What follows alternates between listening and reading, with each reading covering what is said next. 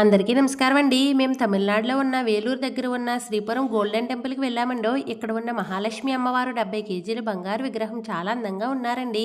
కానీ నాకు ఈ టెంపుల్లో ఒక్కటైతే అస్సలు నచ్చలేదండో.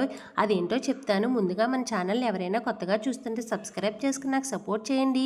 మనం ఏ టైంకి వెళ్ళినా ప్రతి ఆలయంలో ఫ్రీ దర్శనం ఉంటుంది కదండి. కానీ ఈ గోల్డెన్ టెంపుల్లో ఫ్రీ దర్శనం టైం ప్రకారం ఉంటుందంటండో. మేము మధ్యాహ్నం 3ంటికి వెళ్ళామండి. ఫ్రీ దర్శనం సాయంత్రం 6 గంటలకు ఉందన్నారండో. అది కూడా చెప్పలేము అన్నారండి. చాలా దూరం నుండి వచ్చేవారికి ఇబ్బందిగా ఉంటుంది కదండి.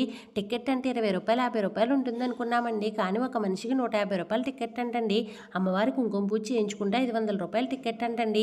మేము అమ్మవారి కుంకుమ పూజ చేయించుకోవచ్చు అని 500 రూపాయలు టికెట్ తీసుకుని వెళ్ళామండి. దయచేసి ముందే చెప్తున్నాను, నడవగలిగిన వారు మాత్రమే వెళ్ళండి. చాలా దూరం నడవాలి. 500 రూపాయలు పెట్టి టికెట్ తీసుకున్నాం కదా, కుంకుమ పూజ చేస్తున్నారు అనుకున్నామండి. కానీ కొంచెం కుంకుమ తెచ్చి మా చేతితో తాకమని ఒక్క 3 నిమిషాల్లో కుంకుమ పూజ దర్శనం అయిపోయిందండి. వెంటనే బయటికి పంపేశారండి. చాలా కాస్ట్లీ టెంపుల్ అండి ఇది.